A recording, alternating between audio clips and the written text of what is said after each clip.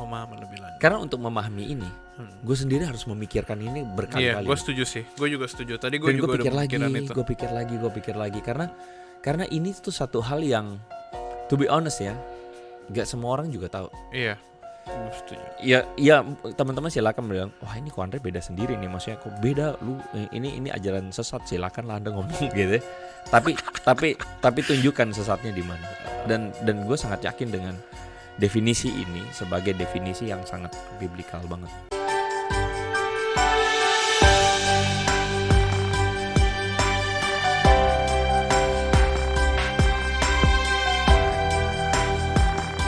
Ini gue nanya secara genuine. Apa yang lu pahami dari predestinasi? Kalau Tuhan sudah menetapkan dan menentukan siapa yang percaya kepadanya, siapa yang akan diselamatkan, dan Tuhan sudah menentukan lah, udah memilih bahkan sebelum dunia itu jadi.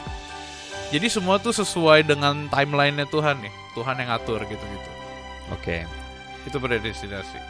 Gak tahu ya itu benar atau enggak.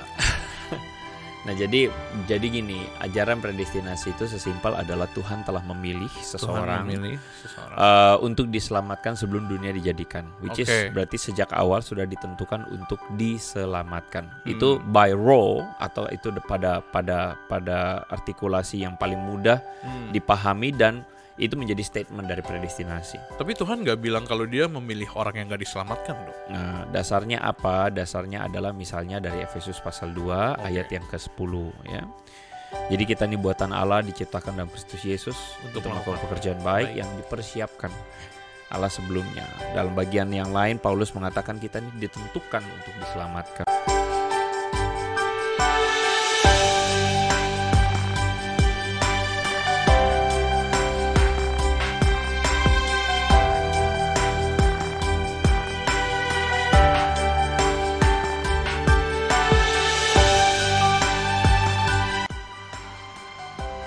Oke, jadi di sini Andre membawa ayat sebagai dasar predestinasinya adalah di Efesus 2 ayat 10.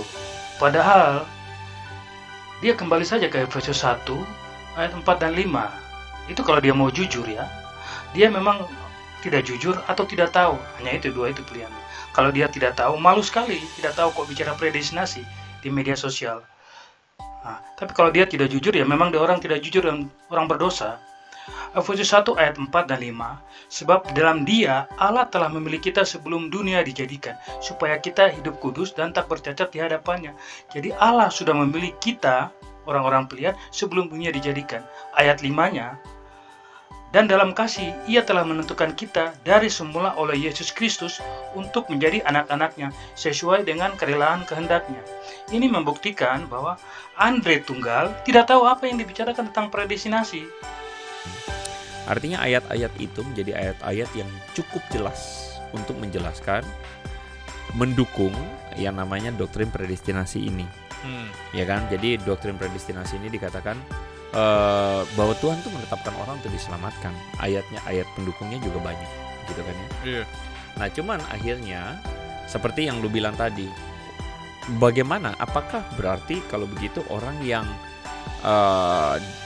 tidak diselamatkan ditentukan? Iya, jadi kalau Anda menonton podcast mereka ini, selanjutnya mereka tidak memberikan jawaban secara alkitabiah. Orang fasik itu ditetapkan untuk binasa. Nah, ini saya sudah tampilkan ayatnya, Anda dapat lihat di layar ya. Di sebelah kiri itu yang nanti akan saya bacakan. Di sebelah kanan itu ayat-ayat yang mengatakan bahwa orang fasik sudah ditetapkan untuk binasa. Nah, si Andre dan Julius ini nggak tahu. Mereka nggak tahu, nggak pernah baca Alkitab atau gimana. Artinya apa? Mereka tidak tahu apa yang mereka bicarakan.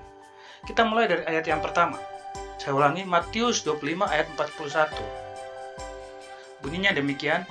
Sebelum saya bacakan, saya jelaskan dulu. Ini Yesus memberikan perumpamaan tentang kambing dan domba. Di mana kambing-kambing itu ditempatkan di sebelah kiri dan domba-domba di sebelah kanan. Nah, ini perkataan Yesus kepada domba-domba. Artinya ini tentang akhir zaman, orang-orang yang tidak dipilih, orang-orang yang akan masuk neraka. Ini perkataan Yesus kepada domba dan kambing. Matius 25 ayat 41 ini berbicara tentang kambing-kambing yang akan dikirim masuk neraka atau orang fasik itu.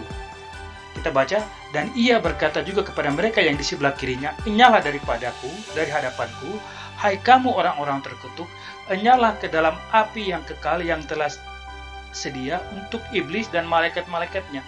Ini sebelum kejadian akhir zaman terjadi. Artinya apa? Ini sudah dipredestinasikan sendiri. Dari mulut siapa? Dari mulut Tuhan Yesus sendiri. Saya ulangi, dari mulut Tuhan Yesus sendiri sudah mengatakan bahwa akan ada orang-orang yang akan binasa. Tuhan Yesus sudah menentukannya. Kemudian Yudas 1 ayat 4. Sebab ternyata ada orang tertentu yang telah masuk menyelusup di tengah-tengah kamu, yaitu orang-orang yang telah lama ditentukan untuk dihukum. Mereka adalah orang-orang fasik yang menyalahgunakan kasih karunia Allah kita untuk melampiaskan hawa nafsu mereka, yang menyangkal satu-satunya penguasa dan Tuhan kita, Yesus Kristus.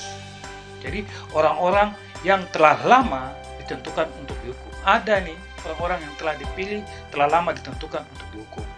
Nah, yang paling penting ini di Perjanjian Baru juga di Roma 9 ayat 21-24. Apakah tukang periuk tidak mempunyai hak atas tanah liatnya untuk membuat dari gumpal yang sama suatu benda yang dipakai untuk tujuan yang mulia, dan suatu benda lain dipakai untuk tujuan yang biasa? Ayat 22. Jadi kalau untuk menunjukkan murkanya dan menyatakan kuasanya, Allah menaruh kesabaran yang besar terhadap benda-benda kemurkaannya yang telah disiapkan untuk kebinasaan. Jadi ada benda-benda kemurkaannya yang telah disiapkan untuk kebinasaan. Itu diingat. Justru untuk menyatakan kekayaan kemuliaannya atas benda-benda belas kasihannya yang telah dipersiapkannya untuk kemuliaan. Jadi ada benda-benda belas kasihannya yang dipersiapkan untuk kemuliaan. Yaitu siapa? Yaitu kita di ayat 24 yang telah dipanggilnya bukan hanya dari antara orang Yahudi tetapi juga dari antara bangsa-bangsa lain. Jadi kita adalah benda-benda yang dipersiapkan untuk kemuliaannya, benda-benda belas kasihannya yang telah dipersiapkan untuk kemuliaannya. Namun juga ada benda-benda kemurkaannya yang telah disiapkan untuk kebinasaan, yaitu tadi orang-orang fasik, orang-orang yang telah ditetapkan untuk binasa. Kenapa Andre Tunggal dan Julius tidak tahu ayat ini? Karena mereka tidak pernah baca Alkitab dan tidak tahu Alkitab, tapi berani buka medsos dan berbicara di medsos. Ini adalah penyesatan. Kemudian Amsal 16 ayat 4. Tuhan membuat segala sesuatu untuk tujuannya masing-masing, bahkan orang fasik untuk hari malapetakannya. Jadi orang fasik Tuhan buat, ciptakan untuk hari malapetakannya. Sudah jelas ya. Kemudian ke Wahyu 13 ayat 8. Nih, lihat. Dan semua orang diam di atas bumi akan menyembahnya, yaitu setiap orang yang namanya tidak tertulis sejak dunia dijadikan di dalam kitab kehidupan dari anak domba yang telah disembelih. Jadi setiap orang yang namanya tidak tertulis sejak dunia dijadikan, artinya sudah ditentukan mana yang selamat dan mana yang tidak. Dan ini berbicara tentang orang-orang yang tidak selamat, orang-orang yang sudah ditentukan untuk binasa. Jadi kalau tidak tahu apa-apa tentang Alkitab, jangan berani buka medsos terus kowar-kowar, akhirnya jadi menyesatkan seperti Andre Tunggal dan Julius. Terima kasih.